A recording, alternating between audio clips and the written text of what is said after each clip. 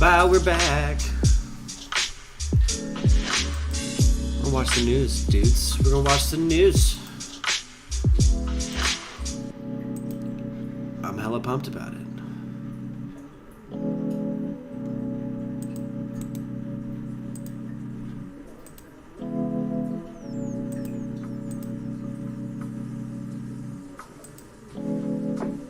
There we go.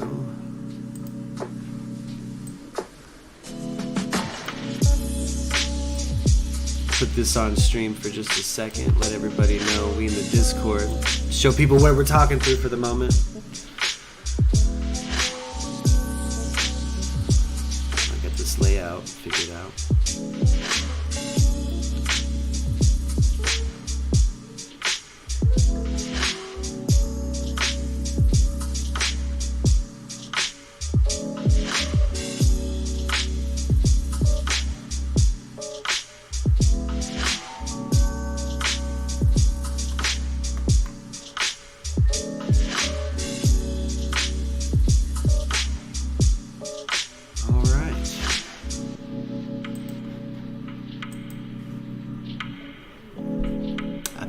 I think I'm back. I think we're ready to go, gang. Hope everyone's having a good day today. I really do. I hope everyone's having a good day today. It's been emotional for me, man. I miss Meatloaf. Rest in peace, Meatloaf. He was a bigger dude and responsible for a lot of confidence I had as a youth, being a bigger dude. You know, I hit puberty and got this big at like 12 years old. So, been a big dude for a long time. And endlessly grateful for the confidence I got from not just Meatloaf, but the songwriting of Jim Steinman. Dude was a hell of a Dude is a hell of a piano player. The guy who wrote all of Meatloaf's music. Genuinely one of the best. Let's see. I found some news here that's the headline. It's from CNN from 2 days ago. It's labeled Brianna Keeler. I don't know how to say her last name. I don't watch that much CNN anymore. Rolls the tape on Fox host going full Orwell, which, yeah, the right wing likes to go full. It's a dystopian nightmare. We can't discuss the tsunami of disinformation jeopardizing American democracy without talking about the mothership, Fox. I don't call it news, even if they do, because it's not news. It is lucrative, however, raking in hundreds of millions. The dystopia was based off of everything that is happening. Yeah, yeah, like it's has always happened and will always happen. Will always happen. There's, let's doomsay and freak out about it. Let's buy another gun about it. That's my favorite attitude. It's like, let's buy another gun about it.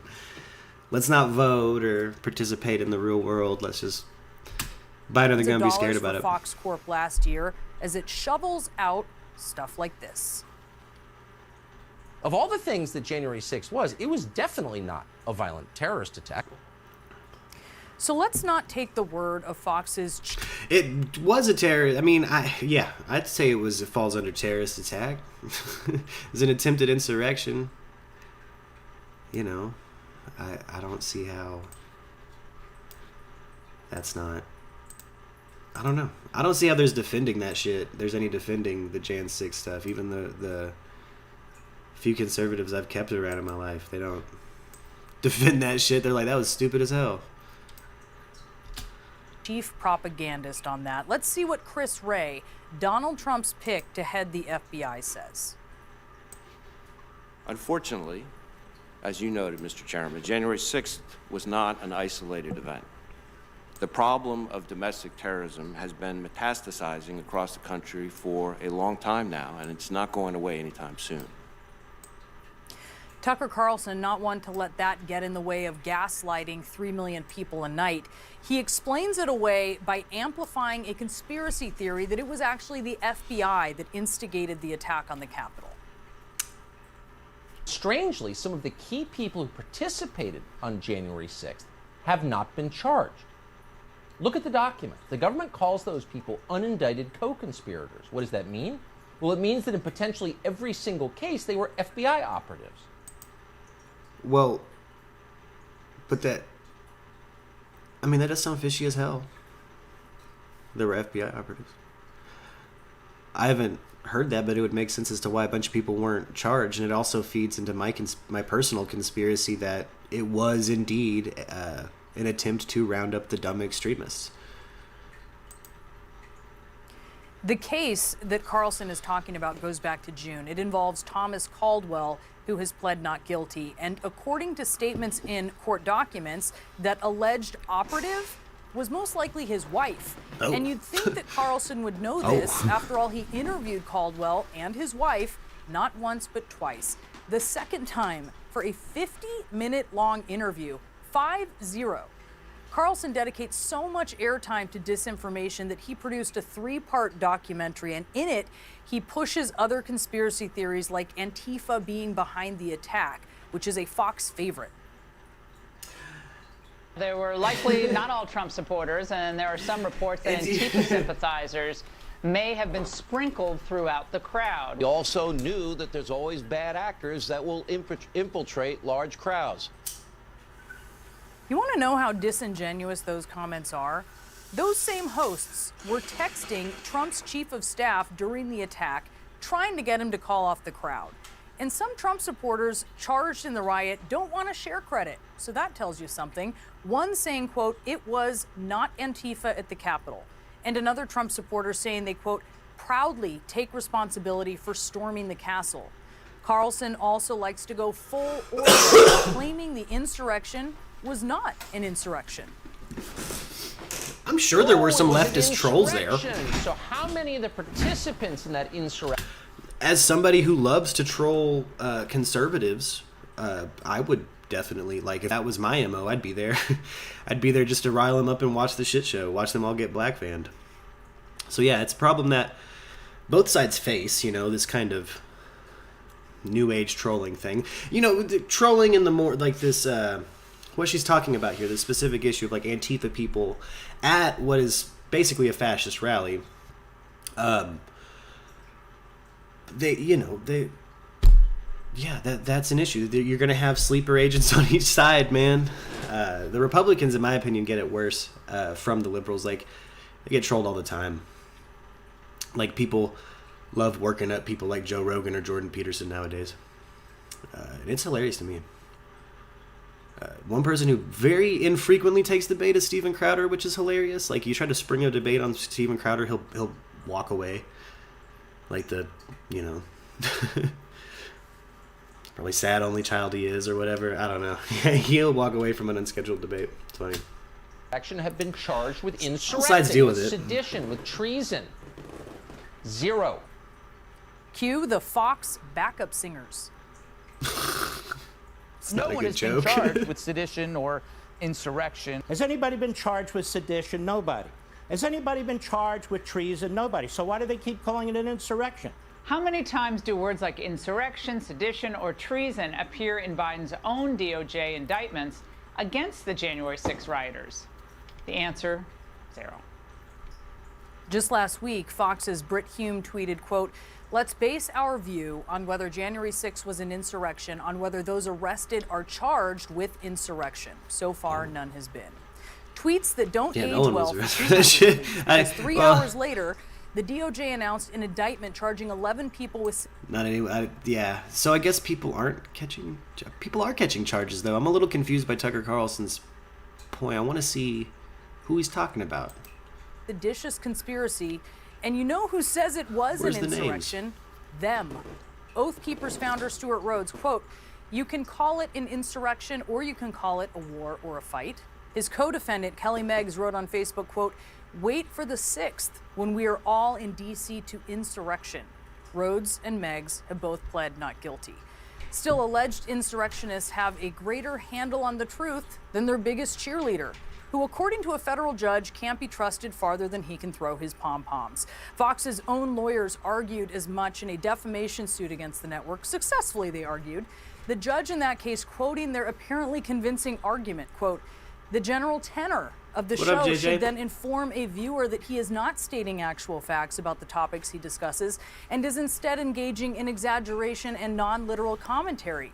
And Fox's own lawyers argued that any reasonable viewers arrive with an appropriate amount of skepticism about the statements that Tucker Carlson makes.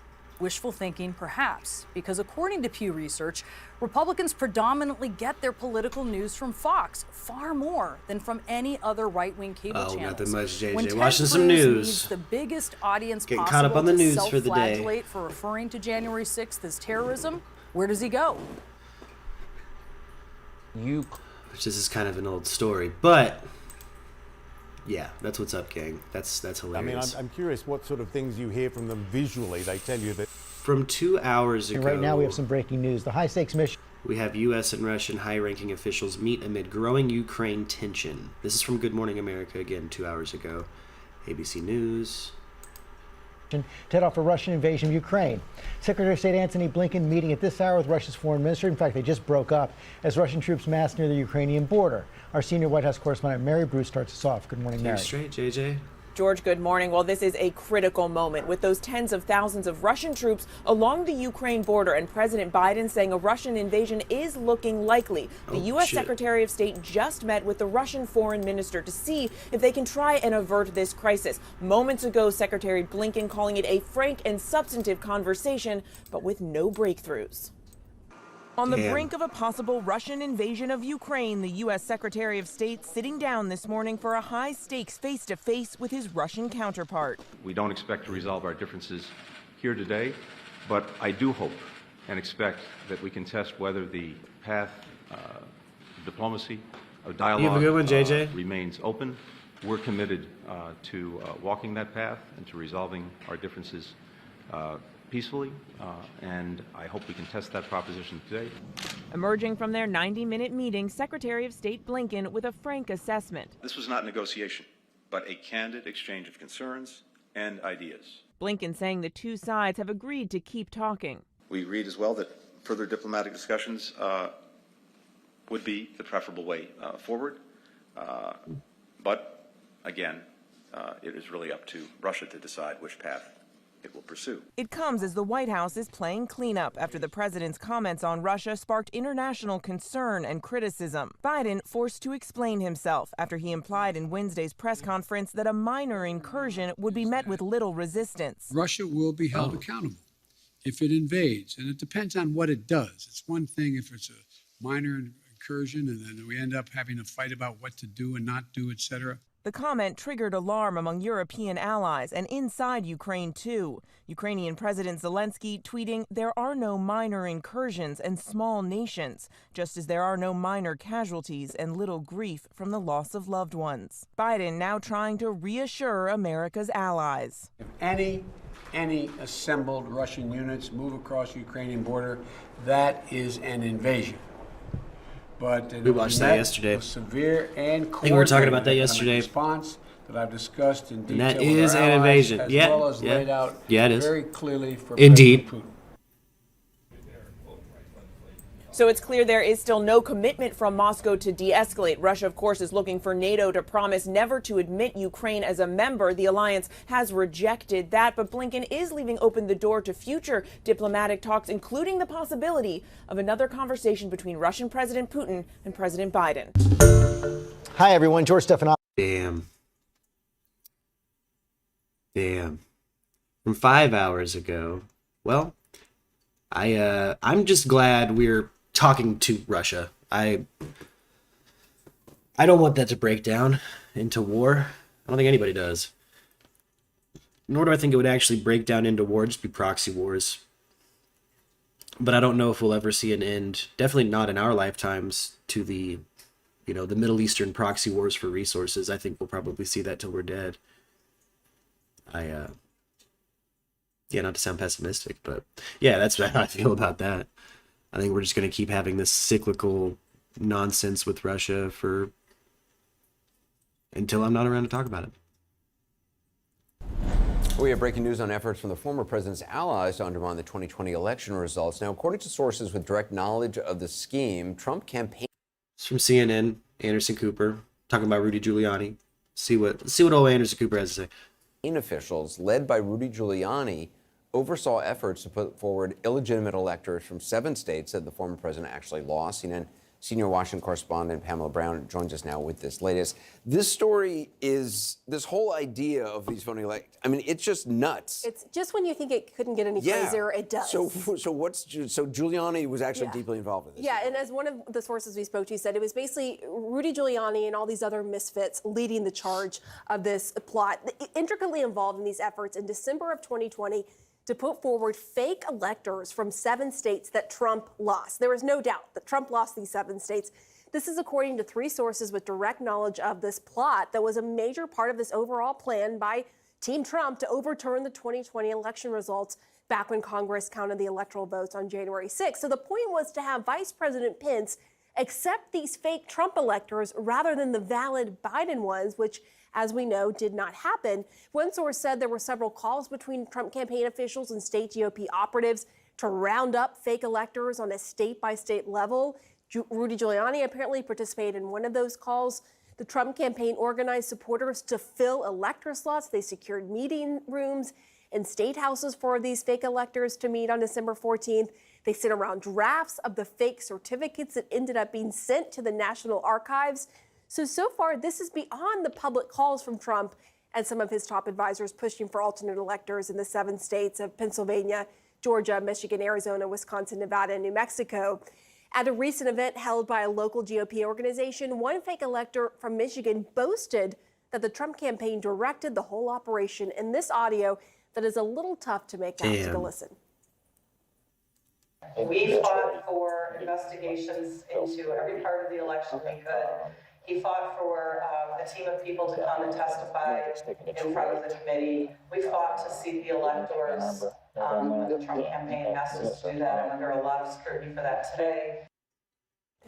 I mean, again, I just find this incredible. It's like a clown car on fire. Did Vice President Mike Pence know about this? Because he used very specific language when he actually did his job. Sorry, I'm just thinking about the clown car on fire. Well, so here's the deal. I was told by a source close to Pence and his team that they were very concerned about this very scenario playing out. They knew there were a lot of shenanigans going on behind the scenes. They did not necessarily know about the specifics of what was going on, but they knew this could happen.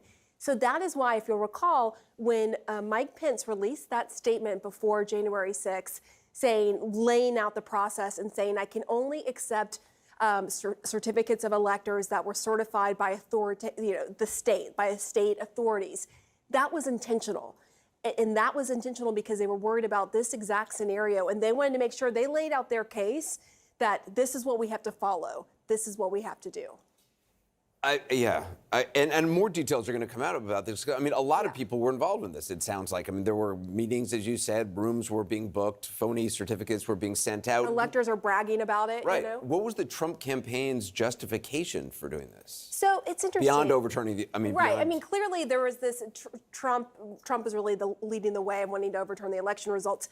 They argue, I spoke to one source who argued that part of their thinking was, hey, we have all these lawsuits in these states. We should just go ahead and have these electors and just move forward as though Trump won the state, just in case we win these lawsuits. Now, of course, that is fantasy. Yeah, that was fantasy thinking, because at that point, they had lost so many cases. Their lawsuits, as we well know, didn't have any merit at all. But that is what they are saying. Clearly, though, the overarching reason was they were trying to do everything they could, and now we're getting this clear picture, to overturn a valid election. It's incredible. It's really stunning. Pamela Brown, fascinating. Thank you so much. Good to see you. Word, Pamela. Thank you, lady. Right now we have some news. I want to see if I can't find a Russian invasion of Ukraine. Secretary. I don't know if anybody's necessarily covered it, other than other streamers, but Jordan Peterson. Jordan Peterson quit his job at Toronto University. Professor Kermit the Frog has quit.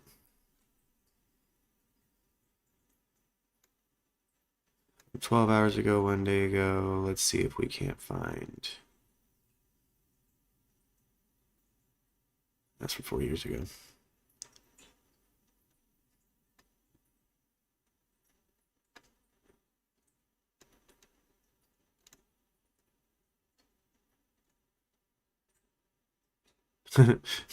Paul Joseph, he'll talk about it. Let's see. Trying to find, hopefully. Now we can watch the Majority Report about it. Let's see what they had to say about it. The other thing I wanted to talk to you guys about was about my number one Canadian hero, number one bucko, Jordan Peterson. Oh, yeah. Yeah, resigned. Jordan Peterson resigned. He released a whole statement. And I just wanted to give you guys just some, like, it's bad. I guess, Ontario insight. I will say the reason he says he's quit is the young white males he teaches apparently have less prospects after being his, students, just because they were his students. And he morally feels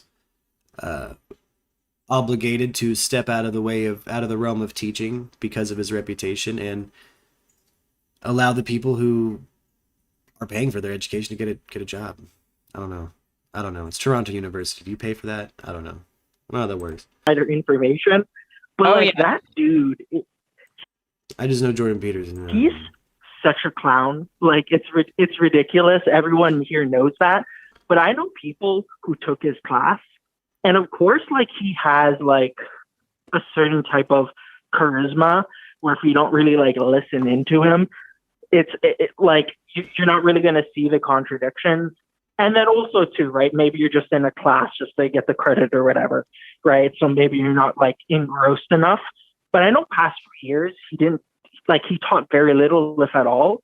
But before he blew up, like, I know people who took his courses, and anytime like you would pressure him on any of the kind of weirder ideas he brought up, like, it would just like fall apart. Like this dude just has like barely any stuff.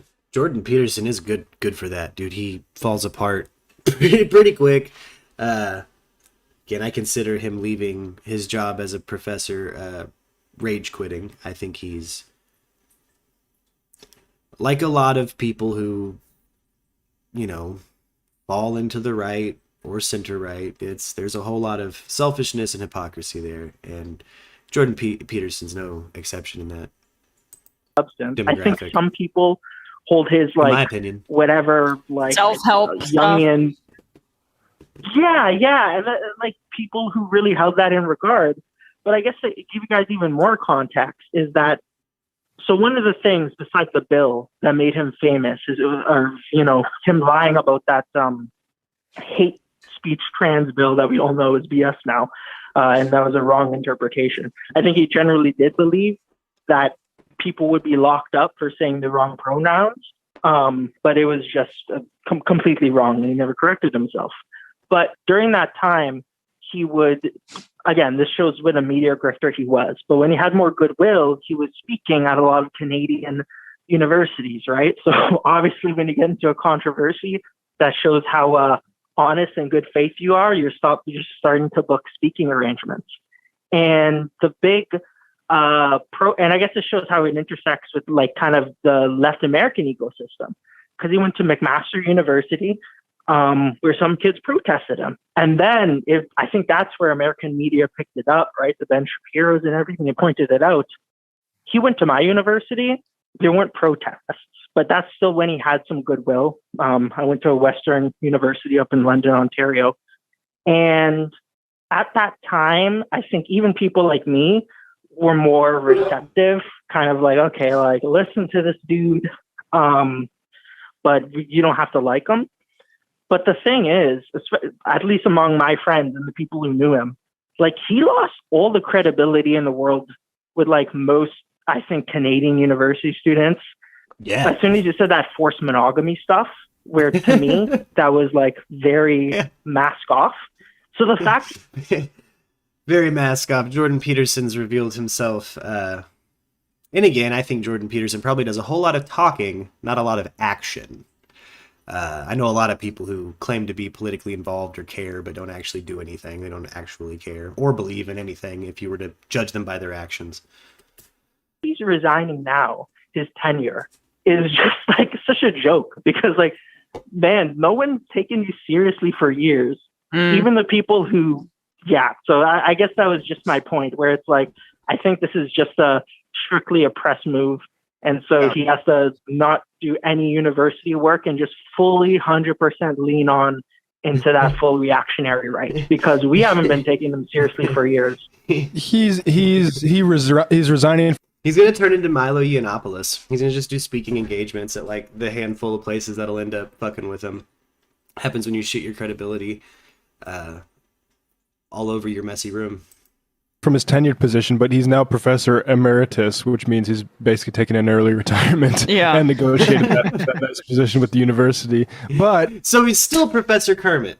We still will address him as Professor Emeritus Kermit, and he wants to be a Canadian. He wants to talk about social issues. In a way that, he's sort of self-canceled like Barry Weiss, so now he has something to talk about next time he goes on Joe Rogan's show. Mm-hmm. Oh, hello, Joe Rogan. I like Michaela Peterson when she talks about having an autoimmune disease. As somebody who suffers with an autoimmune disease, I will say Michaela Peterson has some pretty insightful things to say about it. Some of her dietary advice did genuinely change my life. Outside of dietary advice from his daughter with a fake hip because of her autoimmune disease, something I was worried would happen to me at one point, having to get a fake hip or something.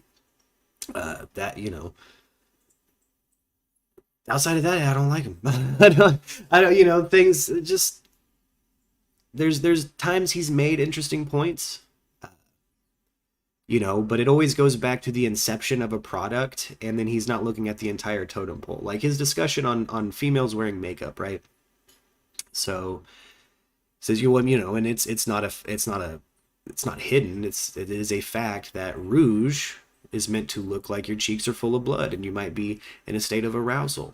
The reason things within the female social sphere and within female social expectations were indeed put there to sexualize the people, but that doesn't mean that there's not a whole totem pole of like explanation and reasons why. We have characters like Edward Bernays who, really attached the sense of self to that product. That's not necessarily a dystopian end times talking point.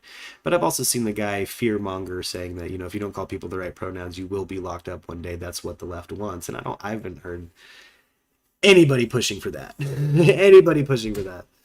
mean, I'm sure he's going to become a full-time professor at the University of Texas, Austin, that they're still trying to get off the ground, right? Oh, yeah, right. I haven't heard much about that since literally like a week after they announced it.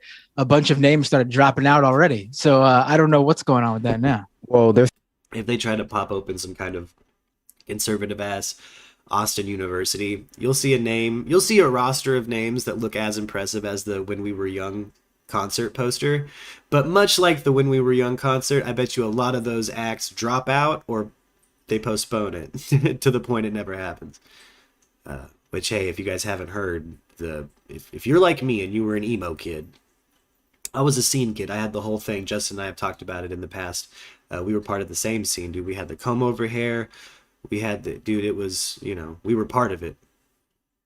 And, Live Nation, in an attempt to recover from the Travis Scott event catastrophe, has built... They've built a When We Were Young concert that has every emo act you could think of. It's basically a 2006 Warped Tour reunion, is what it reads like to me. You got like for 10 times the price. For 10 times the price of Warped Tour in 2006, exactly.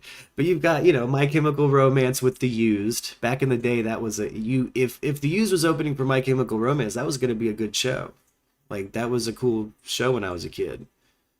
If you saw that on Fuse or something, that was pretty cool. But I'm actually a little shocked. There's a bunch of bands that aren't on the list that I know they could have approached, but they didn't. Like my biggest thing was like, where's Fall of Troy? because I wanted to be in one band when I was a kid, and it was the Fall of Troy. Really bad. Like, I really wanted to be in that band. I wanted to be in a band that was like that band, and I wanted to make music like the Fall of Troy. Yeah. Anyway, back to this Jordan Peterson and the potential Austin University. That probably won't happen. Again, education has been... we're in a pandemic, guys. It's hard to get to fucking school. They're closing schools down. In America, I bet you they're going to go to distance learning again. Before my son was Little Rock already has. Little Rock already has? Yeah, that makes sense. I guess they've already been talking about it for my kid. In a class of like 20 or something, he showed up with 7 kids there the other day. And then baby mama got COVID, now he's quarantined. So, education's hard enough. We don't need, certainly new universities. If anything, open an online university or open some kind of crowdsourced thing that offers certification. I'd like to see somebody someday actually give a fuck about educating people and go find a way to legitimately certify people in things without this collegiate expectation or price tag. You know what I mean? Like a genuine online option. Like, and while I'm not for, you could build a market off of it. You could have multiple. You have multiple things. And even if you charged 1/10 of what they charge at any university, that would be more than profitable for any of the people who are hosting that kind of platform of online certification in any field. I'm still bummed we don't have shop classes in schools. You used to be able to leave, when you were my grandfather's generation, you could leave high school with enough skills in your mind and ability in your hands to start a business. You could go start an auto body shop pretty fucking easy if you took shop through high school. It's not even something that places offer anymore. And in a world of distance learning, what do you do? What do you do if you actually give a fuck about the education of children? What do you do? I think there needs to be something kind of like Chris Evans, man, Captain America. He opened a political resource and legal terminology resource website. And if there's anything confusing about, the legalese in which they release something with a law or, a proposal or a bill is confusing, you can go on there and there's legal professionals who will explain it to you in layman. And I believe it's free. And I think there's links to register to vote through it and stuff. Like, this is America's ass. So Chris Evans actually gives a fuck about the political system and people voting and making informed decisions. So it does something about it. I'd love to see something like that done in the realm of education. Outside of Phoenix University or something, Still not accredited, so nothing really. But I mean, I'm sure like eventually it'll all fall apart and they'll blame the left, which is really, really sad because, I don't think anyone wants it to work more than us. Like, I would love the, kind of content that would come out of that farm. Absolutely. All right. Thanks for the call. We're going to hang up. Yep. If I was making as much money cleaning your room as Jordan Peterson would, I would also quit the job. That has standards. I forgot he was still a professor after the whole like addicted to meat thing and then like medically induced coma. It kind of like it slipped my mind that he was also somehow a psychologist, I guess. Yeah. It doesn't make sense. It doesn't make sense that he's educating people and living the way he does. That's for sure. Jordan Peterson's a kook. Came out the gate with some pretty, decent talking points, but again, he's like anybody who's not neurotypical, hyper-focused on one element of something he's talking about and not looking at the broad totem pole of the history of the fucking subject, particularly in the context of the crowd he's talking to, which again, social cues. Jordan Peterson just not my one of my least favorite orators of this shitheel decade. Physician, heal thyself, I think is. I mean, I don't want to like make light of anyone's suffering. It just seems like, after a while, the sort of like the pre downward slide. You say that sometimes psychologists are the craziest, but that's I don't know how true that is. I think it's true in Jordan Peterson's case. It's true, yeah. Yeah, listen, it's the Majority Report, dude. That's the dude that Sam Crowder ran from a debate with. I don't know why. You must be fairly insecure in your rhetoric to not actually debate that dude. Doesn't seem that tough. And it's just a debate. Shit's easy. Man, Louis Anderson passed away. Meatloaf. Why is nobody talking about Meatloaf?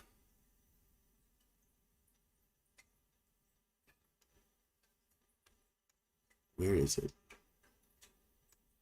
Tonga got destroyed too. We watched that at the end of the music stream.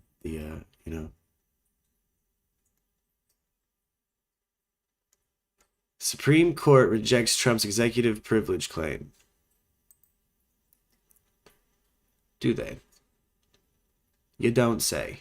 Breaking news overnight from the Supreme Court rejecting Donald Trump's claims of executive privilege to clear the way for the release of hundreds of records from the Trump White House to the congressional committee investigating the January 6th insurrection. Chief Washington correspondent John Carl has the story. Good morning, John. Good morning, George. This is a big deal. This is going to give the January 6th committee access to records. Oh, what up, Grab? Oh, I guess I haven't been able to see. Years, in some cases, even decades. They will access to visitor logs, phone logs, to communications between top White House officials. The committee had also requested photographs and video records. As the Capitol was under attack and in the days before that. And George, on another note, this is a major defeat for Donald Trump. He fought mightily to keep these records secret, and the Supreme Court resoundingly rejected that request, including all three justices that he nominated. He will be infuriated by this. No question about that. John Carl, thanks very much. Robin Roberts here. Thanks for checking out our YouTube channel. Lots of great stuff here. So go on. Oh, nobody's removing Garrett? Button right over here. Garrett's here masturbating to me awesome again. Videos and content from GMA every day, anytime. What up, Thank you mods? for What up, watching, Erica? and we'll see Oh, you sorry, in I the couldn't see you guys, on I guess. GMA.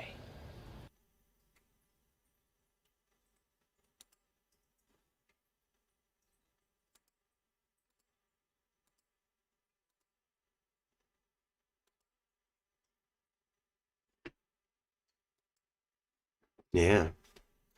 Nah.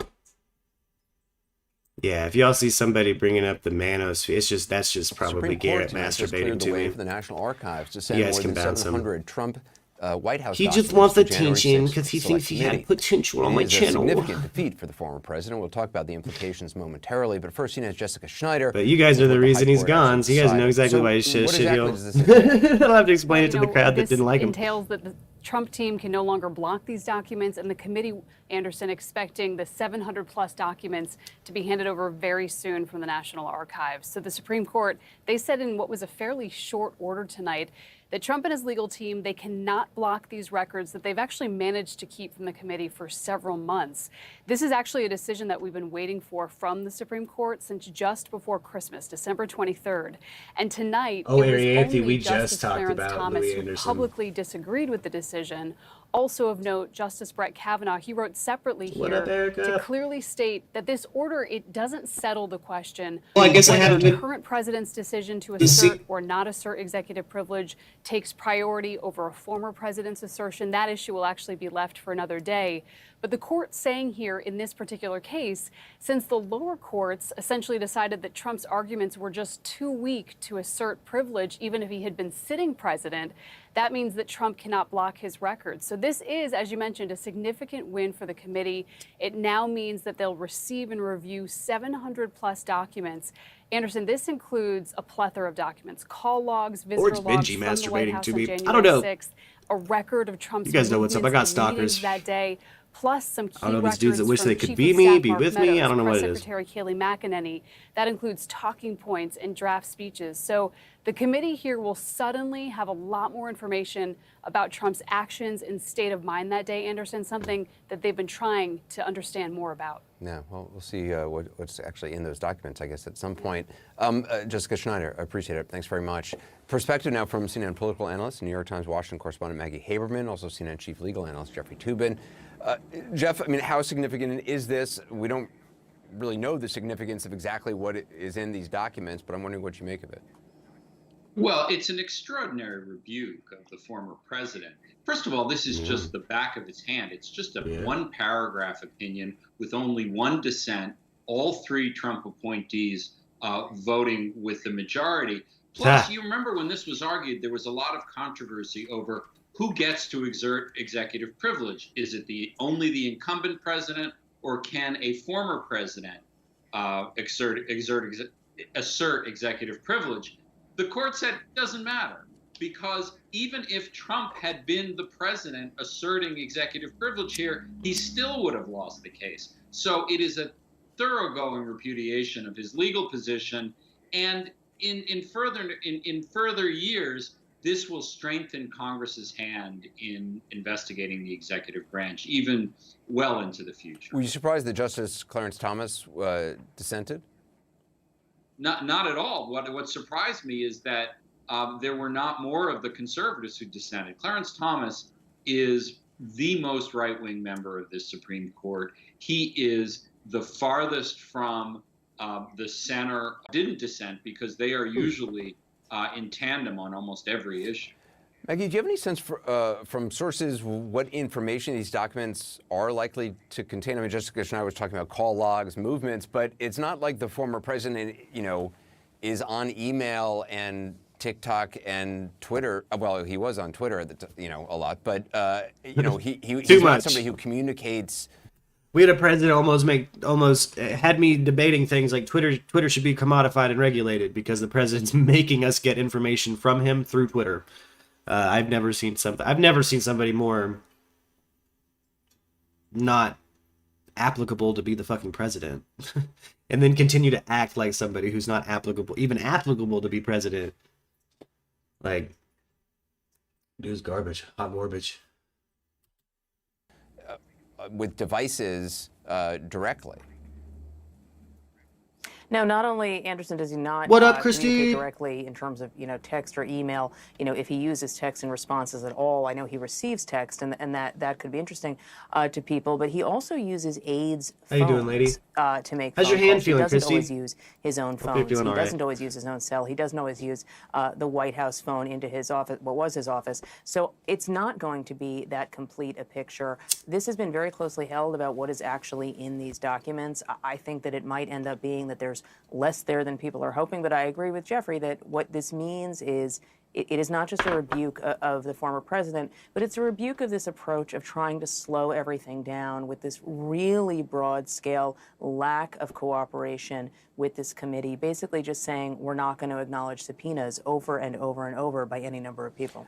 That's genuinely how it vibes. Like, we don't give a fuck about subpoenas. It's like, all right, you're not getting divorced. You need to really do it,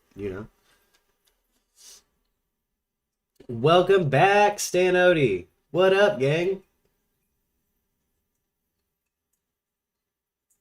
Oh, yeah, did Discord kind of crash? Discord's been off and on lately. I think they keep updating shit.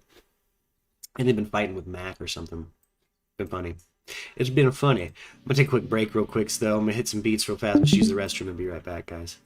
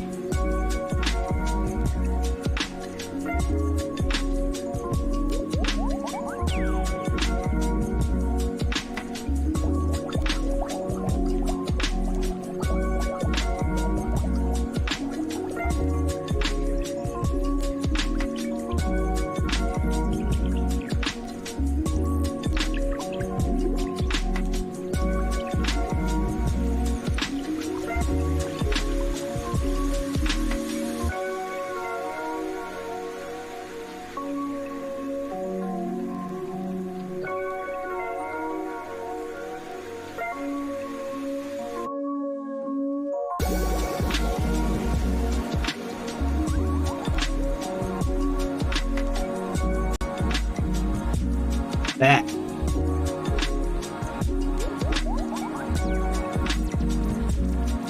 What's up, gang? What's up? Told you I wouldn't be that long. I just had to use the restroom.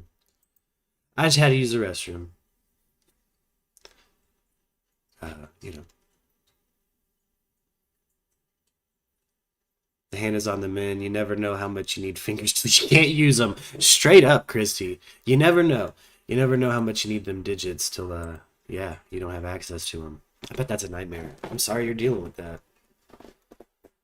I'm sorry you're dealing with that, lady. Breaking news overnight from the Supreme Court. Back it up, back it up, back it up. Back it up to my news page. What do we got here?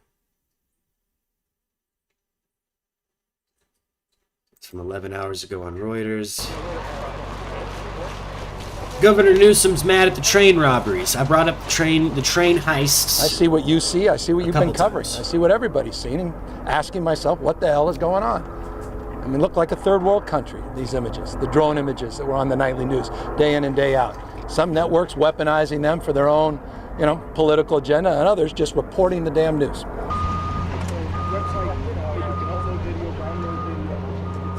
She seems like a problem. I can't believe that happened still. This is not one-off. This is organized theft. They're organized groups of folks that move from site to site. When there's more attention, a bright light on one site, they move to the next site.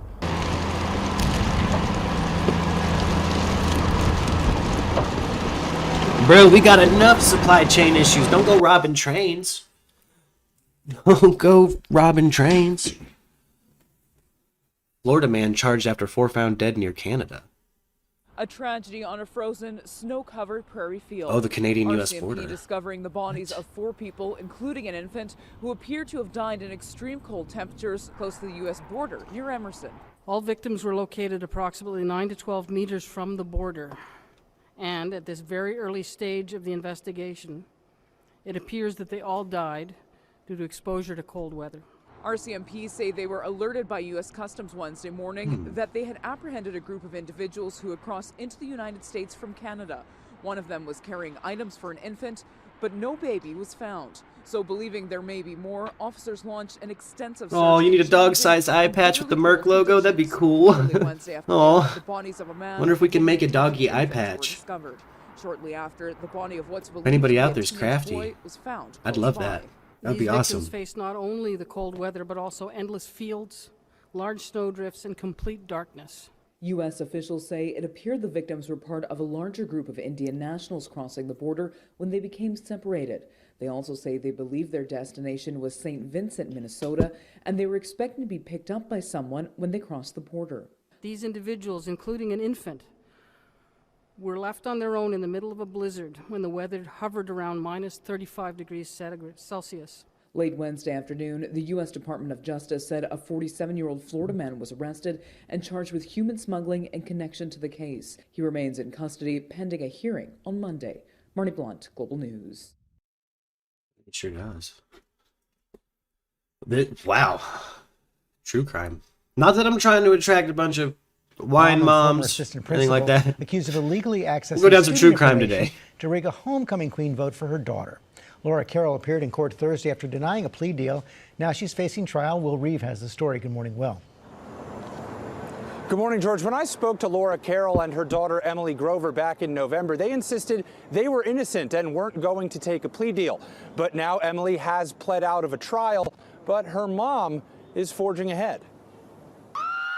This morning, from homecoming court to the court of law. Oh, man. Laura Carroll appearing in a Florida court Thursday.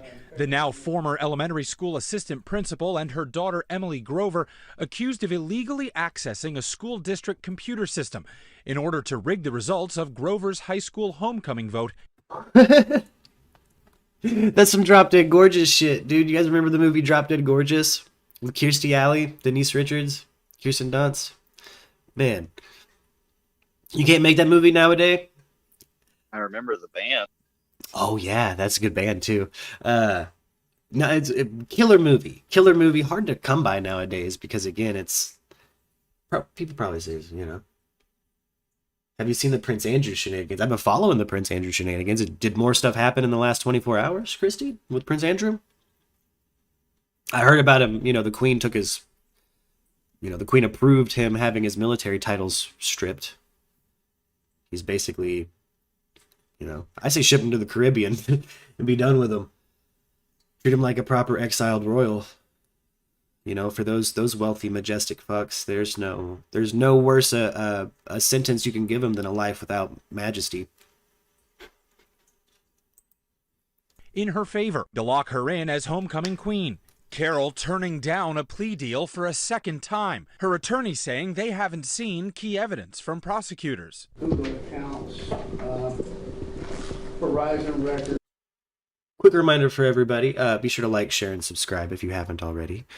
We're still doing the Super Chat raffle. I have a Super Chat message to, if you Super Chat, minimum of $1, you can leave a message on the ticker, and I leave it up there. It's problematic, or violates TOS. And I've had to up the raffle amount. When we hit $100, we'll do a free raffle drawing, because I don't get paid out from YouTube till we hit a minimum of $100. So, hit $100 on the merch raffle, we'll send you some stuff. I know out of the 4 that have won the merch raffle, 2 have gotten their hoodies from our supplier. And I'm hoping they get this shit resolved. Transcripts of hearings and meetings which were done in this particular case have not been provided to us. The judge rebuffing that request and announcing that Carol's case would go to trial at the end of the month. Florida officials began investigating the duo's alleged scheme in November 2020 after the Escambia County School District reported hundreds of students' accounts at J.M. Tate High School had been hacked. Those accounts contained sensitive information about students, including medical history, test scores, and personal information. Authorities say they found 246 votes cast for the homecoming court linked to Carol's cell phone and computers at her home. In November, the mother-daughter duo spoke to ABC News in an exclusive interview. How are we at the point where you're facing felony charges? We don't know. We don't know. When pressed on why breaking they and didn't take a plea entering, deal, mother and daughter were defiant. Because we didn't do it. And we have evidence that proves that we didn't. That's a big bet to make. But we did not do what they say we did. And I'm not. But it sounds like they got proof you did. Not willing to plea out to something that I didn't do.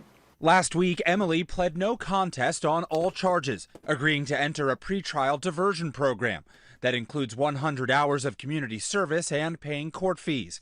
If she completes it, the charges would be dismissed and her record wiped clean. Meanwhile, her mother saying in a statement to ABC News, "We were disappointed that the case..." Chrissy, it's probably interesting to have, the mother of Prince Andrew on all of your currency. I would imagine that's interesting to deal to reconcile. Not a good look for the royals, for sure. You guys have heard me simp for the Queen. I like Queen Elizabeth. As a person, I'm not talking politically. I think she seems like a cool grandma. I'm just saying. But this was not continued, but are hopeful that means the evidence we've requested is coming. Adding, "I look forward to closure." Boy, did she birth a shitheel kid. Because she refused to take that plea deal, Laura Carroll is Charles set could to be a stand shitheel trial too. On January 31st. If she is convicted, she faces 16 years in prison. Guys? Wow. Okay, well, thank you so much. Hi, everyone. George Stephan. But we're here in America. Anybody involved in politics or madness is typically a shitheel. By my account. Ivanka Trump asked to cooperate with Jan 6th committee. Do you think Ivanka's going to do it? Let me know in the chat if you guys think Ivanka's actually going to cooperate with this shit. Because we just heard people talking about how Trump's camp's Trump is in the sights not of the taking the House January subpoenas 6th committee. seriously. They're asking the former White House advisor to answer questions about what was happening behind the scenes the day of the insurrection. Our congressional correspondent Rachel Scott has the latest. This morning, the January 6th committee closing in on Trump's inner circle, asking to speak with the former president's daughter and top advisor, Ivanka Trump. On January 6th, she was seen here from a live stream by Donald Trump Jr., backstage at that rally near the White House, where Trump repeatedly urged his vice president. I will say it's creepy to me that Donald Trump probably finds his daughter more attractive than I do. I'm like into the opposite of tall, busty blondes. I'm not into that. Tall blonde's not my thing. I was raised by tall blondes, so it's just not my thing. Like, it made me think of my mom and stuff. I don't do that. I, like a large chunk of my genome, I like to explore outside of my own gene pool. To reject the As a election sexual results. preference. That morning, the committee says Ivanka Trump was in the Oval Just Office what I'm attracted and to. overheard a heated phone call with her father Trying to do the opposite of Ivanka Trump. and Vice President Mike Pence. Our John Carl asking Trump about Thanks for watching. My name is George Stephanopoulos. that conversation for his book Betrayal. There was a report, and excuse my language, not mine, it was in the report, that you talked to him that morning and you said you could be a patriot or you can be a... George Stephanopoulos and JB Buno. JB Buno of WFLA. We'll have to check in on JB. I've been meaning to cover his most recent coverage, because even he's bringing Brian Laundrie shit back up. He's talking about Moab, because Moab is finally, like, coming clean on how shitty of cops they are.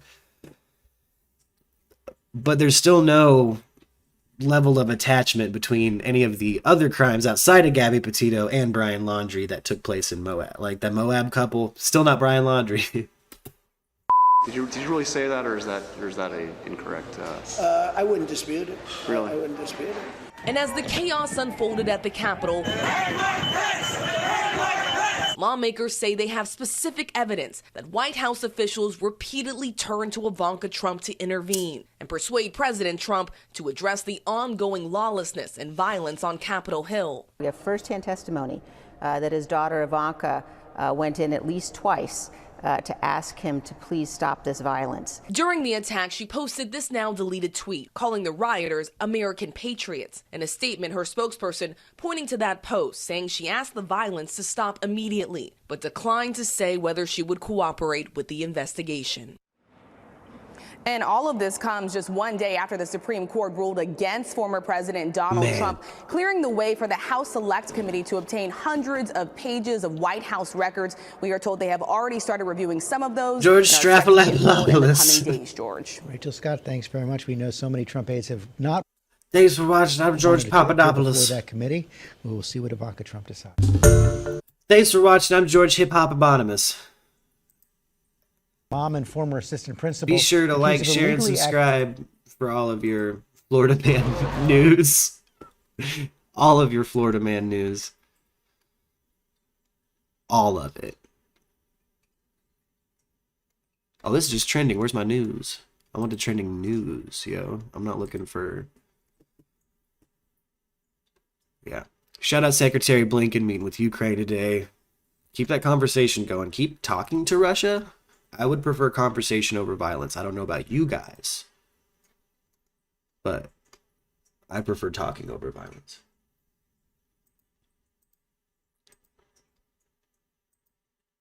Let's hop into world news.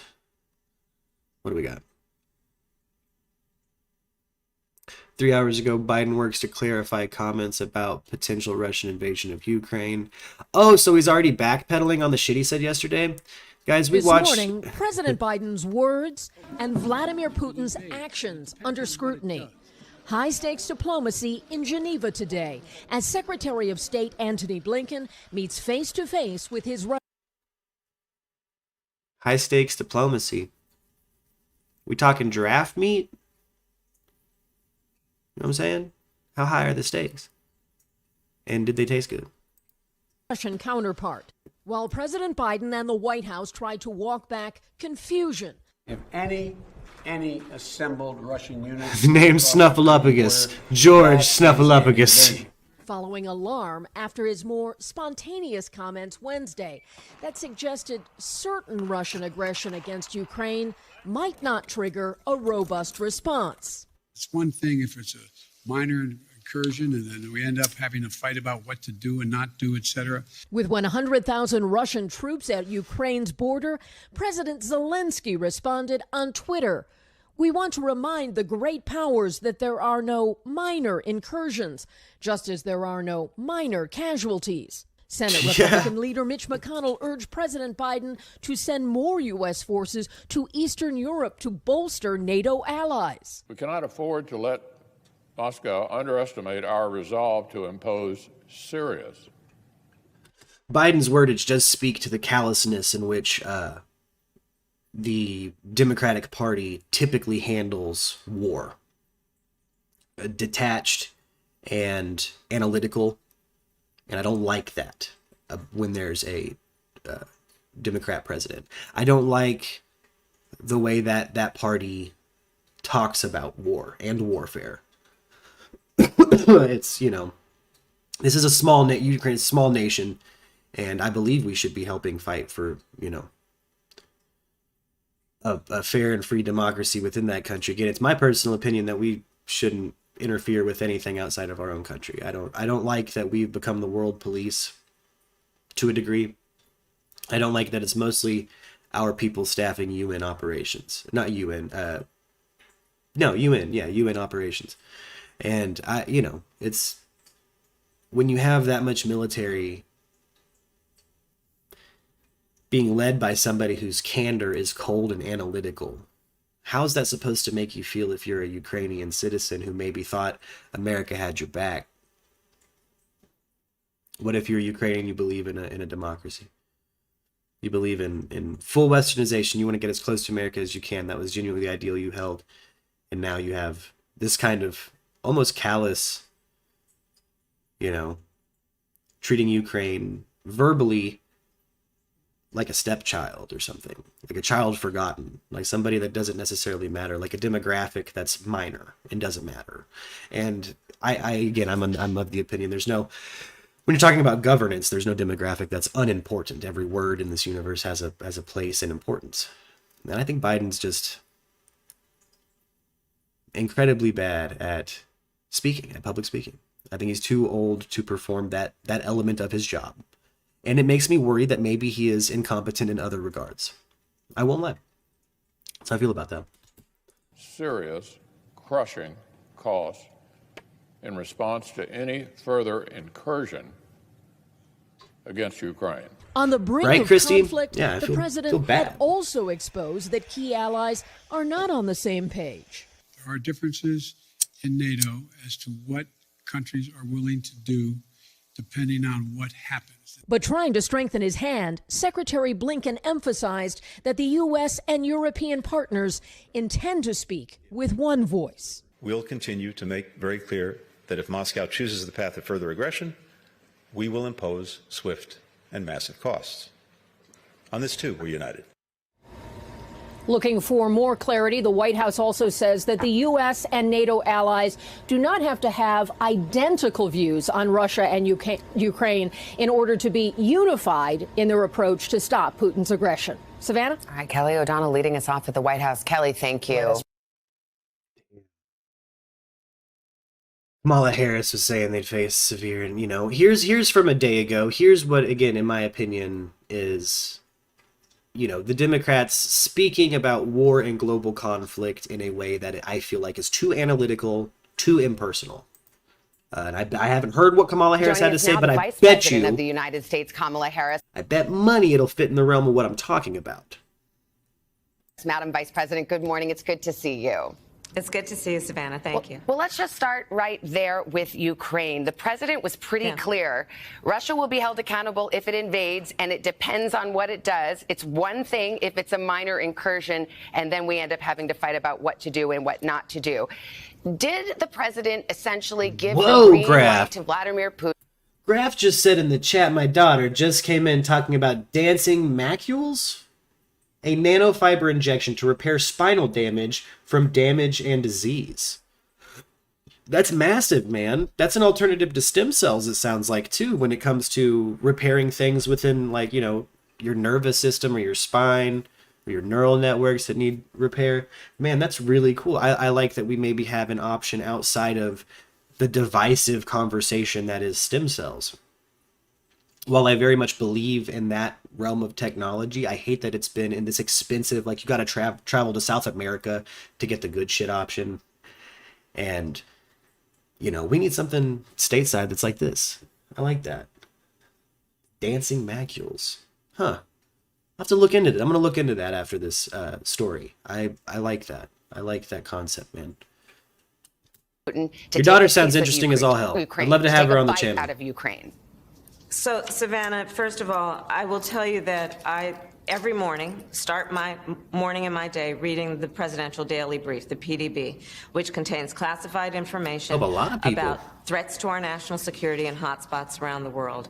I am often in the Situation Room with the leaders of our military and our intelligence community, and of course the President of the United States. And on the subject of Okay, one thing I've noticed about Kamala Harris, now keep in mind, guys, I've watched probably 30 hours of Kamala Harris collectively do her job before she was Madam Vice President. Before I knew about the full totem pole that is Kamala Harris's political history, I very much enjoyed the last head before the Vice President head. I very much enjoyed what she was doing. When I tuned into C-SPAN, she was asking questions I liked, and she was speaking in a manner that felt compassionate and caring. Genuine care for the people. She's asking questions I, as a person on the ground, wanted asked. And anything I saw her in. Now, her as vice president, different show. Different show. This is, you know, my vote for her went away when Tulsi Gabbard destroyed her in a debate and pulled the sheet off of the rest of her totem pole of political history, right? I got to see all the heads down to her arresting people for marijuana. And I didn't want to vote for her. Now, today Kamala Harris seems like she's slurring a little bit. What's going on in this clip? Her normal candor, she seems almost a little litty. Litty as a titty. What up, Tripper? What up, man? We just watching the news today. Ukraine, I will tell you that the president has been very clear, and we as the United States are very clear. If Putin takes aggressive action, we are prepared to levy serious and severe costs, period. And I will tell you that part of... Very careful with her wordage there. Serious and severe costs. Sanctions they don't give a fuck about. Russia doesn't care about that. That's, you know, no. Of the posture that we have taken... They do have to bring Kamala... It feels like every time something needs to be said with vigor, they have to pull Kamala Harris out during this administration to get her to give us the stern. Biden just doesn't. He seems a little floppy when he's upset, and it seems like when he's upset too, he loses his words. She's telling you about the TED Talk. Right on, Graph. Yeah, I want to know. Yeah, oh man, let me know when that TED Talk is posted. I'd love to watch that. I'm pumped about it. Is grounded in the respect and the value we place in sovereignty and territorial integrity, and in particular in this case, I'm sorry the sovereignty and territorial what integrity up, Crystal? Of Ukraine. What up, Goth Angel Tarot? I'm sorry to interrupt, but it is less than clear because 30 minutes after the news conference, the White House press secretary had to actually clarify the president's remarks. Savannah, I'm being clear with you right now. Yes, okay. And so if you're interested, I'll continue to be clear, which is that we have had direct conversations through various levels of diplomacy with Putin, with Russia, and most importantly, with our allies and partners, including our NATO allies and partners. We are clear and have been clear for quite some time that our first approach and priority and preference is that the issues could be resolved diplomatically. We have also been clear and continue to be clear that if Russia takes aggressive action, we got to get our girl a lozenge. We got to get our Madam Vice President a lozenge, dude. She's choking up a little bit. I'm not judging the quality of the content of her response. Just saying, you get homegirl a lozenge, dude. it will be met with severe costs. Is aggressive action, just to be, let's be clear, because yes, there are 100,000 Russian troops. Oh my gosh, yo, shout out Crystal Marie. What up, Goth Angel Tarot, if you guys remember her previous username. Got her booster today. Feeling rough. It's 4 a.m. in Australia. What's up, man? Hey, you're cracking with us early. Or late for you. Man. I'm getting my booster shot in a week. I'm pumped about it. I'll probably feel a little down after the booster shot. I know I did after the first shot, but I'm ready to get it, man. I do not want COVID again. I do not want COVID again. And I want to go see cool shit. I'm going to go see some cool concerts shortly after getting my booster. I'm going to get that vaccine card cleared, and I'm going to go do whatever I want. I'm going to go live some life. Tired of hanging around in fear, you know. again, I'm not any different than I was before I got the vaccine, guys. That's amassed at the border with safe. Ukraine, and people there are hanging on the president's every word. Is there any amount of land that Russia could take that the president would turn a blind eye to, not issue those, quote, severe sanctions he's been threatening for that massive full-scale invasion? Unfortunately, Christy, there's a lot of people with that background in America. There's a lot of people who are descendants of plantation owners. I consider myself really fortunate to have not found that in my background. I was pretty convinced I would find, I had a grandfather on one side of my family that seemed pretty despicable in his morals and ideals. By that I mean, seemed like a product of Arkansas in the 60s.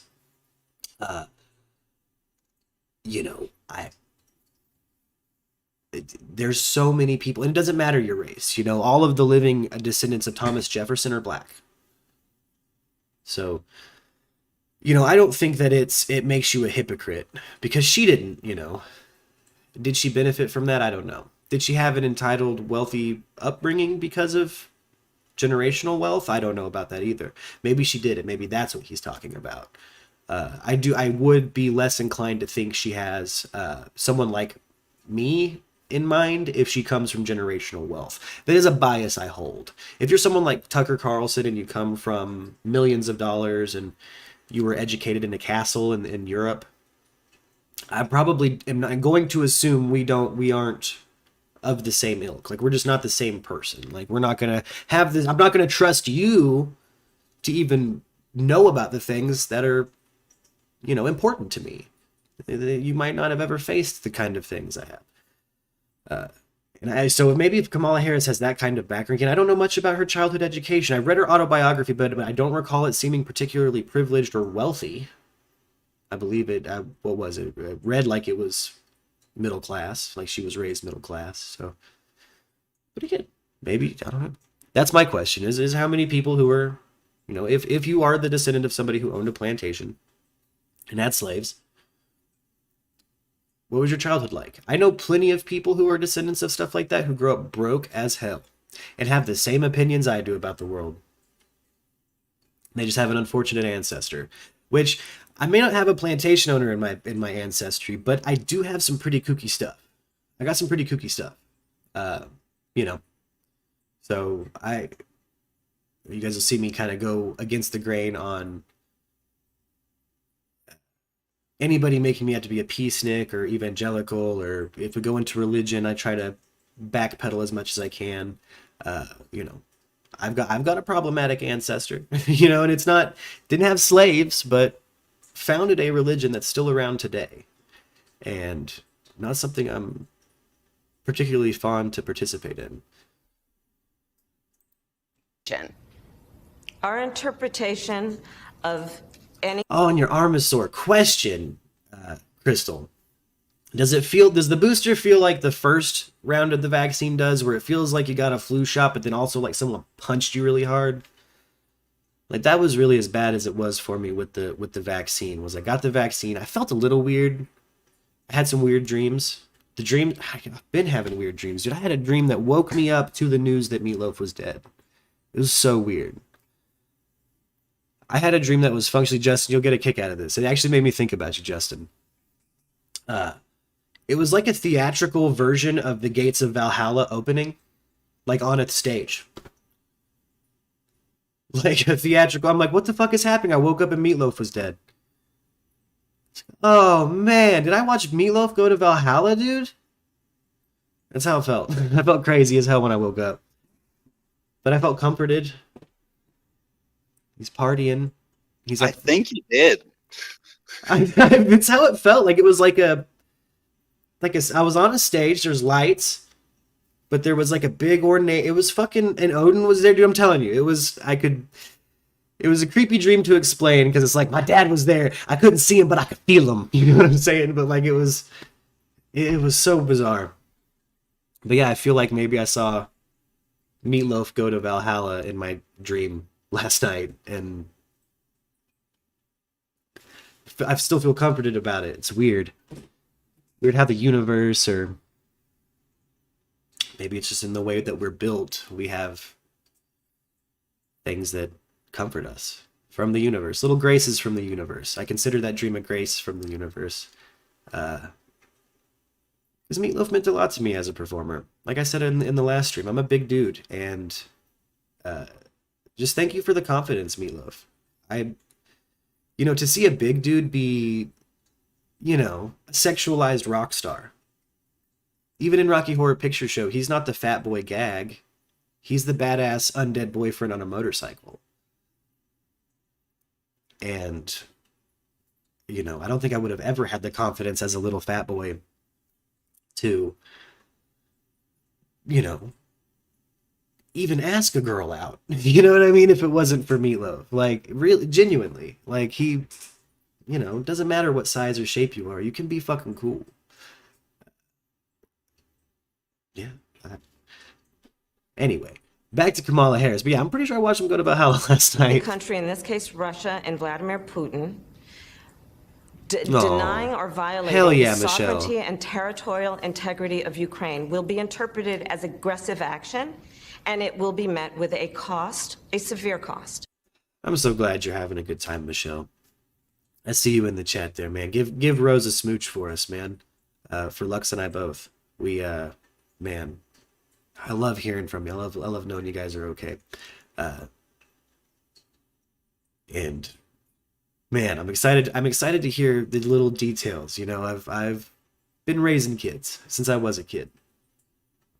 And there's little hallmarks, there's things that you hit, and it, you have a bunch of them real quick early on, and it feels like it takes forever to get there, but next thing you know, that kid's going to be a smart ass, and your hallmarks are going to be, they found out I'm lying about this or that.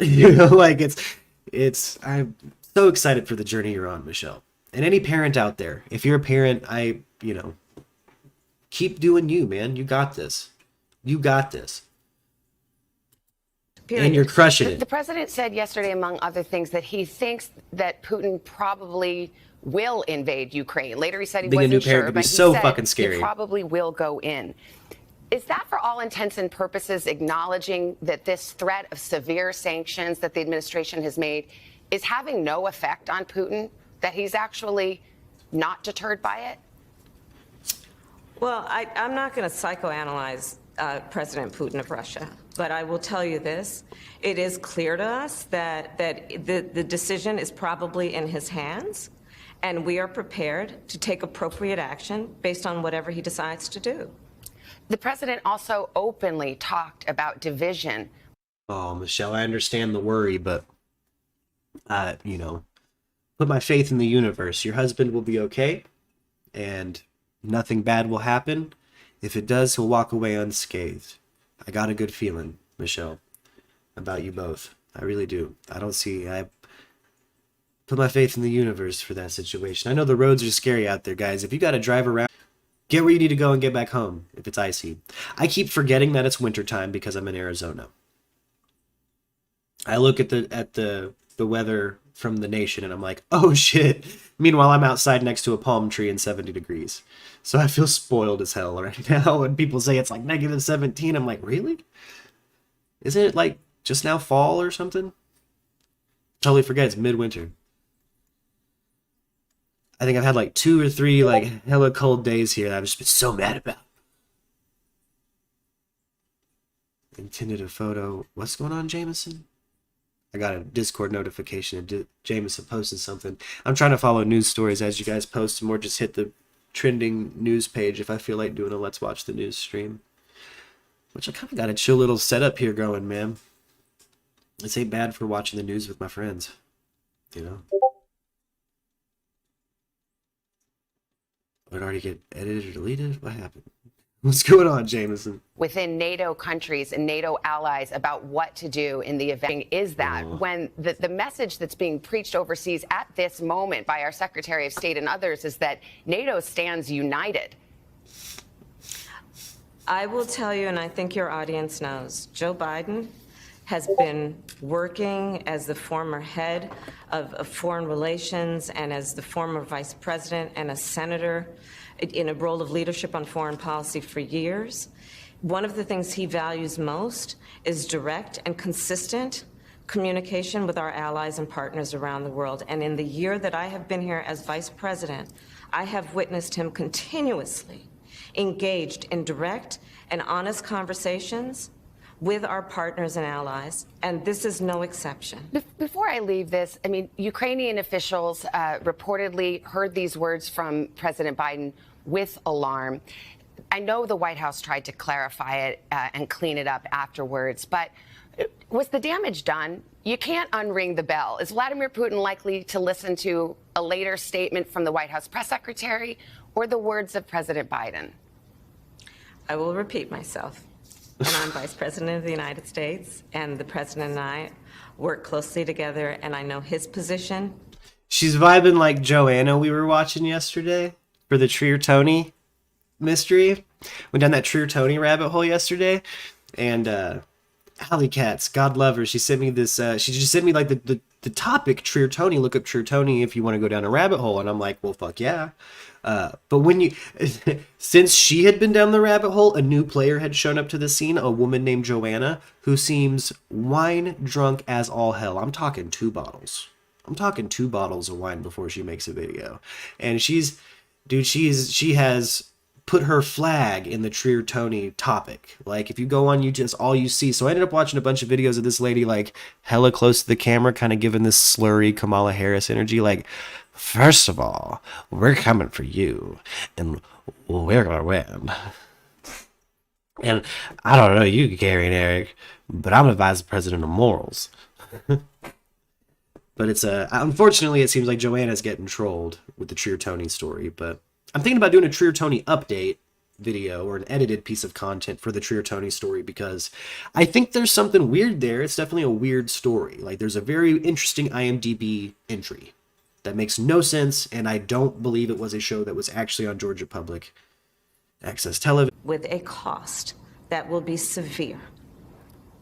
Let's talk about another comment the president made. He openly cast doubt on whether the 2022 midterm elections would be legitimate. He said it all depends, which is astonishing to hear a president question whether our elections will be legitimate. We've heard it before, but not from this president. Oh my gosh.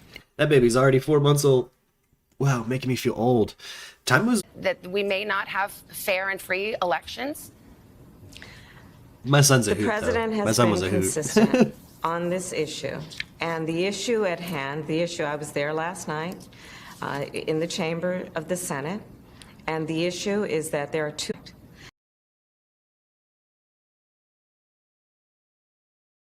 the fact that around our country, states have put in place laws that are purposely making it more difficult for the American people to vote. Laws which will be felt by at least 55 million Americans, regardless of their party affiliation, their gender, or their geographic location. Well, to the point, though, And because so those we have bills been were clear, debated. and it's- but it's- yeah, the bills were debated and they didn't pass. If I may finish, if I may Whoa. This turned into... Kamala's taking long breaks, and then the host thinks she can talk. It's this is... Finish. But the specific question, if you don't mind, does he think, now that these bills haven't been passed, that the 22 midterms won't be legitimate or fair or free? Let's not conflate issues. So what we are looking at, and the topic of so much debate last night, was that we as America cannot afford to allow this blatant erosion of our democracy, and in particular, the right of all Americans who are eligible to vote to have access to the ballot unfettered.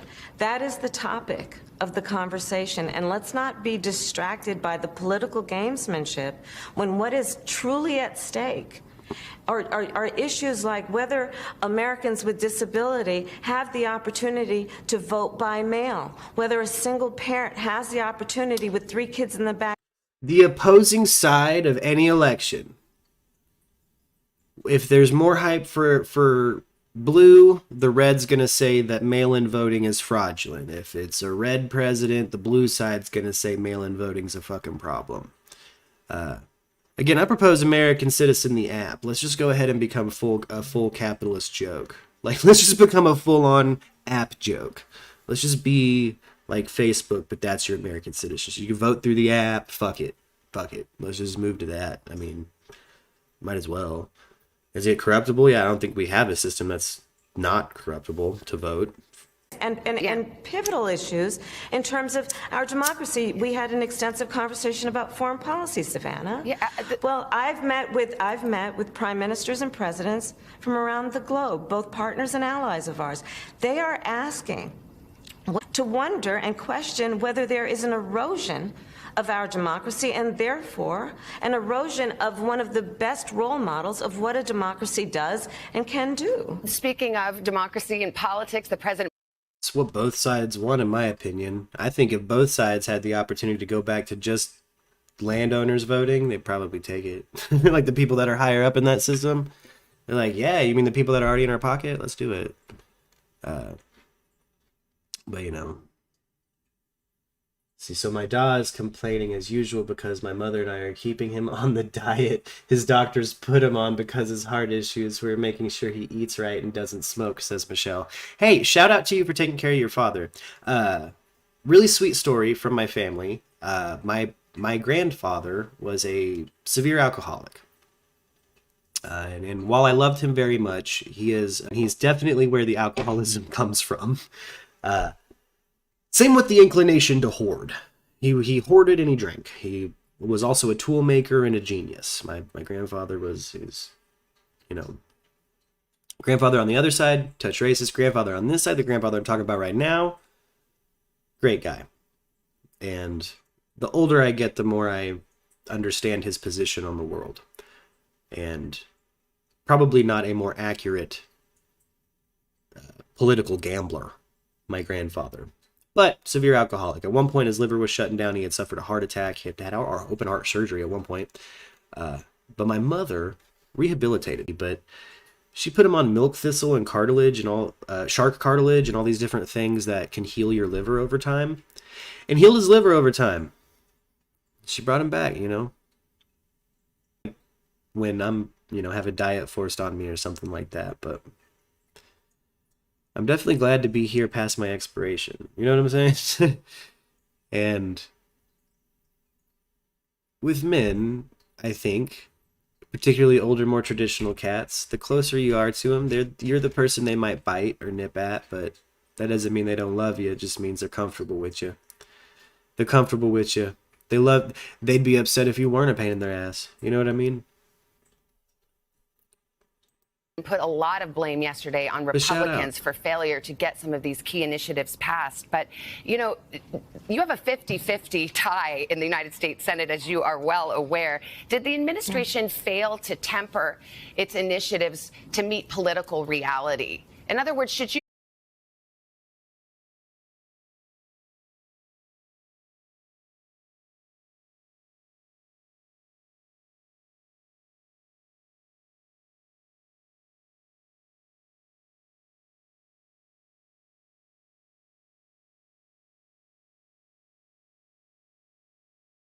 Lots of news. Thanks for watching our YouTube channel. Find your Wi-Fi card on this computer can be shoddy. What's up, King? You still here with me? How's everybody doing? We still here? We still live? This morning, President Biden's words and Vladimir Putin's actions under scrutiny. High-stakes diplomacy in Geneva today as Secretary of State. We already heard that business. We already heard that business.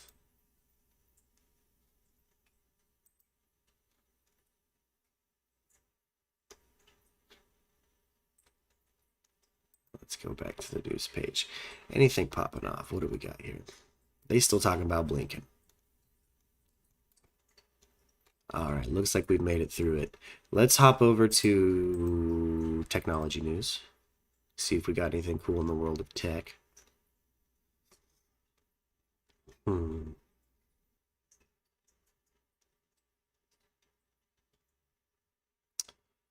Oh man, Wordle.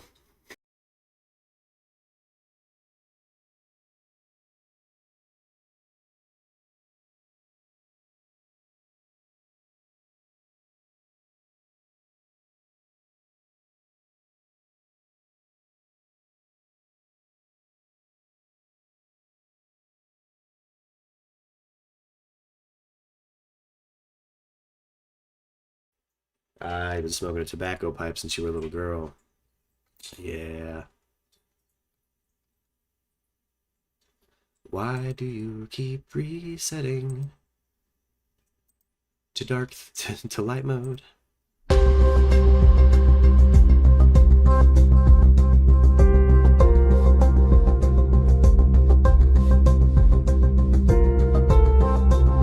no, we're still going good.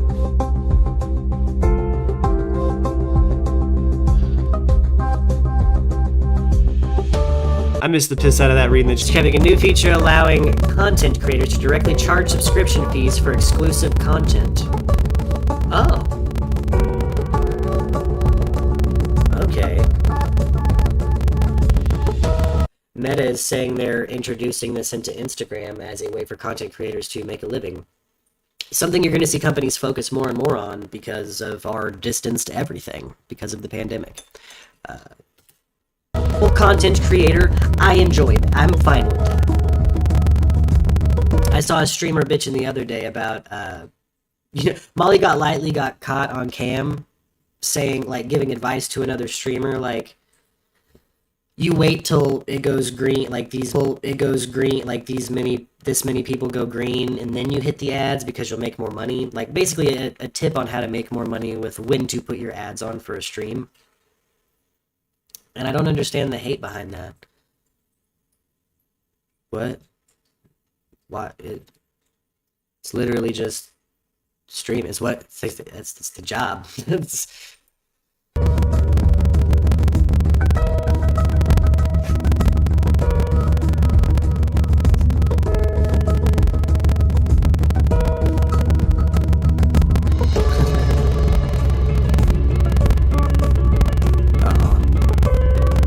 That is why your dad's still around, man. That stubbornness.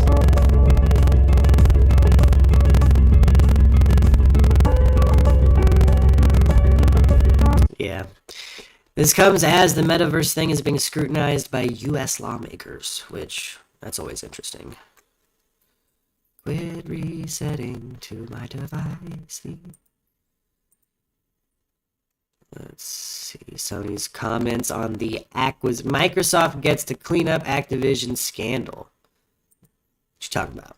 Do you think Microsoft can clean up its own house and Activision's on top of that? Yeah, I think it's a tall order. Probably but not. I feel a lot better now than I did before the annual meeting where we tabled a shareholder proposal asking Microsoft to do an independent investigation of sexual harassment at the company and report out to shareholders and implement best practice. And so that proposal got a 78% vote at the meeting. It was really quite remarkable. Satya Nadella, alongside Brad Smith, really called out the vote as a sea change in the investor-company relationship. And I think that indigestion. You got the Miranda Sings burps. How important issues of sexual harassment, other ESG issues. I always feel like Miranda sings when I burp on cam. Like sometimes I'll lean into it, you know. Boy, does it feel good to burp though. I have IBS. Material they are, that institutional investors are catching on. They're pressing companies to act. Even Larry Fink weighed in this week saying that he was going to allow BlackRock's investors to weigh in at companies. A lot of men are horrible cooks. On the individual. I'm so happy when Lux says I'm a good cook. That nothing makes me happier, honestly, being a man that is told he can cook well.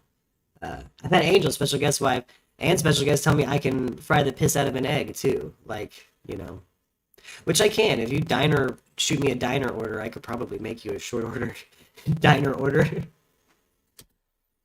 Level. So I think with given the announcement that Microsoft made last week, that they've hired an independent law firm, that they're going to do an independent investigation, they're going to look at best practice in the industry, and they're going to implement that at Microsoft. It certainly puts them in a better position with the Activision purchase. Are you planning to ask Microsoft to add Activision to this existing review, or would it be a separate review after the deal closes? Yeah, I mean, we've already been in touch with Microsoft asking them to do just that. And I believe that would be the intention. It's not going to close until, for another year. Sounds like it, Michelle. I will say that you're going to notice commonalities between your child and their grandparents, your parents, that maybe you didn't even catch. There's stuff in my son that, like, I saw in my grandpa's, and it's like, man, that missed me. That skipped a generation. Yeah, she'll be Irish, Norwegian. Yeah, she's gonna be a little Valkyrie, dude. It was a red flag with Activision and Kotnik. And we were caught by surprise that this would be the kind of company that Microsoft would want to bring into the fold. Not because of gaming and the metaverse, which I understand that, but because of a culture of sexual harassment and male-dominated culture, where there has been a history of allegations of protecting predators. That dude looks just like Jonah Hill. Concerning. That looks like this dude could be Jonah Hill's uncle. Kotnik himself. This Jerry Hill, dude. This is Jonah's uncle. This dude look Bobby Kotnik. So quickly to clarify, you're asking for Microsoft to add Activision to the current ongoing review or to start a new review once the deal closes? Microsoft can speak for themselves. I don't believe they can do a review that they'll have control until the deal closes. But we have requested that this be, part of their own cleaning house. And, I would expect in good faith that is going to be what happens. I think, when you look at Kotnik, one of the big red flags that I saw, Steve Wynn is a mentor of Wynn Resorts. I don't know if you followed. Wynn Resorts paid shareholders $90 million for failing to hold senior executives accountable who perpetuated sexual harassment. I would probably... They do some Weinstein stuff. So Microsoft, in the middle of being investigated for SA claims, purchases a company that's also potentially involved in some SA claims. That's rough. That's a lot of scandal. Kotnik in that bucket. Who wants to buy someone else's scandal? I think that there's going to be a lot of cleaning up to do. What are some things you think Microsoft should do now until the deal closes to get that process started at Activision? I think this is really about culture and making a commitment to improve the culture at Microsoft, to improve the culture at Activision. We've already heard from Satya Nadella committing to do that. From our perspective, from the investor perspective, this is about Microsoft's ability to attract and retain top diverse talent. I think it's a big risk for Microsoft, pulling Activision into the fold. They have their own house cleaning to do, and it's going to be a challenge with Activision, but hopefully the commitment that Microsoft has made in response to our proposal sets them on a better footing to bring Activision in-house and, to communicate what they're going to do in a more authentic, transparent way. Damn. Whoa, 16-year-old's ex-boyfriend charged in her murder. True crime. The family of a 16-year-old shot and killed in a Southwest Houston park is one step closer to justice. Diamond Alvarez was walking her dog when she was shot 22 times. Investigators accuse her ex-boyfriend, 17-year-old Frank De Leon, of shooting Diamond. Alvarez's mother tells KPRC2 that he was the first and only person she suspected of murdering her daughter. And she spoke with KPRC2's Sophia Ojeda, who is live in the newsroom this evening. And Sophia, I can only imagine how devastating and emotional this is for Diamond's family. What else did Diamond's mother tell you? That's right, Daniela. Super emotional and devastating. Diamond's mother says that she is thankful De Leon is now behind bars, but she wants to make sure that he stays there, and she won't stop working to get justice for her daughter. Right on, Michelle. 17-year-old Frank De Leon is behind bars tonight, charged with murder in the shooting death of 16-year-old Being multilingual is important. Diamond Alvarez. Police say he shot her 22 times last Tuesday while she was out walking her dog near her home in Southwest Houston. Diamond's mother came out to her daughter's memorial today and remembered the moment she found her. When I was here with my daughter alone and kissing her, I heard a voice. I heard her voice telling me the name, like repeated the name and the name and the name. And when they asked me, I just blurted out the name. I screamed and I said, it's him. He was just angry at my daughter. It wasn't love. It wasn't a breakup. He was angry at my daughter. Investigators say De Leon was in a relationship with Diamond and another young woman. When Diamond found out, she and De Leon met at the field on Park Manor Street. And that's when investigators say De Leon shot her 22 times and took off running. I want the death penalty. That's what I want. That's what I want. I want him in there. I want him to rot in jail. Diamond's mother says she misses her daughter so much and she won't stop working to get justice and hopes anyone with more information will come forward. I loved everything about my daughter. Like I said, I don't regret it. That I'm in peace because I gave him all the kisses. I gave her all the kisses, all the hugs, and I have to be strong. I am not, I can't break right now. I can't. This is not over.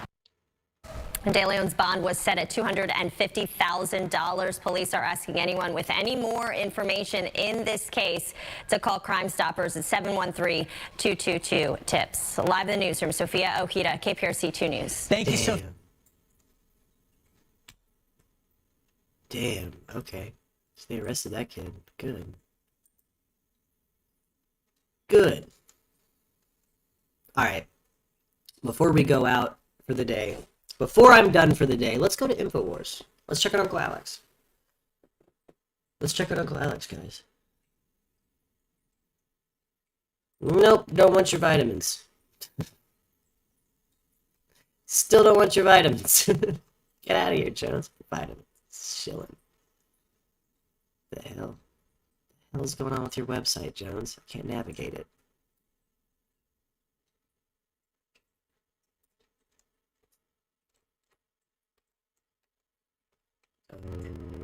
Okay, here we go. The Cabinet concluded that because of the extraordinary booster campaign, together with the way the public have responded to the Plan B measures, we can return to Plan A in England and allow Plan B regulations to expire. As a result, from the start of Thursday next week, mandatory certification will end. Organisations can, of course, choose to use the NHS COVID pass voluntarily, but we will end the compulsory use of COVID status certification in England. From now on, the government is no longer asking people to work from home. And people should now speak to their employers about arrangements for returning to the office. And having looked at the data carefully, the Cabinet concluded that once regulations lapse, the government will no longer mandate the wearing of face masks anywhere. Mr. Speaker.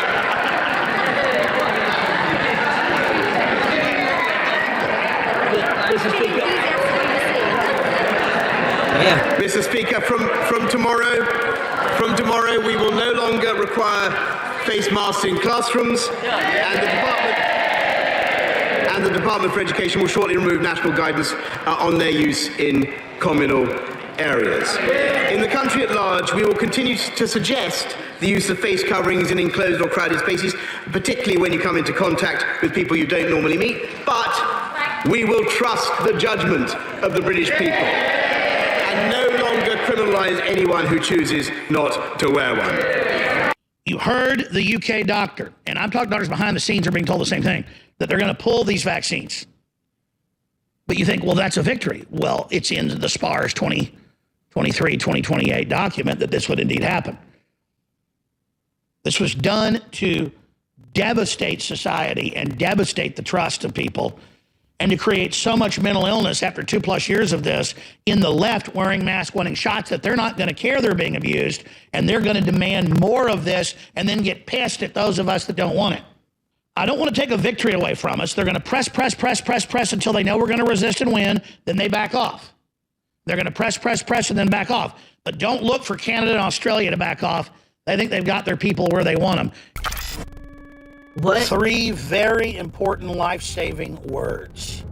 Vitamins, minerals. Vitamins, minerals. Vitamins and minerals, guys.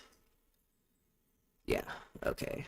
So are you actually live right now, Alex? Where is your live stream? Oh, there it is. Shit. Go back. Well, the UK is done with the vaccine mandates. Again, I still hold that the them for hours. virus isn't over. And then finally they kicked me out of... And I'm glad I'm vaccinated. Because we haven't lifted shit here in America, so I want to go do stuff. the graveyard. Oh, we got so Owen it's just Schroyer back. ridiculous. And then you have OAN reporting on it as well. Christina Bobb, 211,000 in the middle of the night, 80% for Biden. So again, it's these ridiculous splits. It's these impossible numbers. The Democrats overwhelmed the vote with illegal mail-in votes. It's clearly it's clear that's what they did. He's already on the mail-in vote, but like I said, if you have a blue person majority, you're going to have the red saying mail-in voting's wrong. If you have, figure out how many votes they had to win. They then went to places like Atlanta, and they would... I'm sure you sound like every other dick heel I've encountered in the last 48 hours, just bringing up shit from 3 years ago or a year ago. Bringing up shit from a whole year ago. Like, it's... Your side already lost that fight, dude. They would run the same ballots 3 or 4 times or run the same stacks of ballots because they knew they would find areas where they knew that Biden would win in those areas. So let's say you're in Atlanta and Biden gets 60% of the vote in Atlanta, but you run the same 60%, you get a larger margin of victory. So you just run the same ballots over and over and over again until you reach the margin of victory you need in that district to then put him over the top for the rest of the state. They did it in Philadelphia. They did it in Detroit. They did it in Atlanta. They got caught, every single one. And they got away with it. And they got away with it, ladies and gentlemen. And now we're sitting here with the corrupt, inept, perverted Joe Biden, who, again, just had such an embarrassing press conference the other day. They can't cover it up. They're trying. Biden was asked about the Putin situation. He was. He says, we what talked a about stupid that. Question.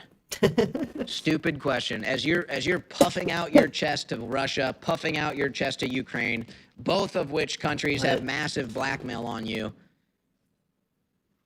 No, you're stupid. You're a corrupt old codger that doesn't even know what's going on.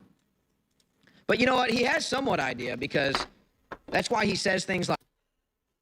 I agree with him that he's a corrupt old codger, but Owen participated in the insurrection for another hella old codger. Don't be grifted by old people. Don't be grifted by old people that shouldn't be working, that shouldn't be holding a position you should be holding. That's my thing. There's a lot of people over the age of 36. There's a lot of people in their 40s that are perfectly applicable to be the president. And can probably talk to a crowd and probably have a little bit better of an understanding as to what the fuck is actually going on in the country. And haven't, been living in the past. That's on both sides. I've been disappointed in the Republican and Democrat candidate for years now. But let's wind her on down. Thank you so much for joining me, Graf. Thank you, Justin. I love you guys. I'm going to go ahead and bounce on out of here for the day. Thank you guys for watching the news with me. And be sure to like, share, and subscribe. If you're a pet parent out there, we got the BARKBOX sponsorship still. Exclusive link in the description if you want that BARKBOX. Also got Atlas VPN if you need a VPN. Boom, I got you hooked up. Don't let the man see what you're browsing. Anyway, I'll talk to you guys later. You guys have a good one.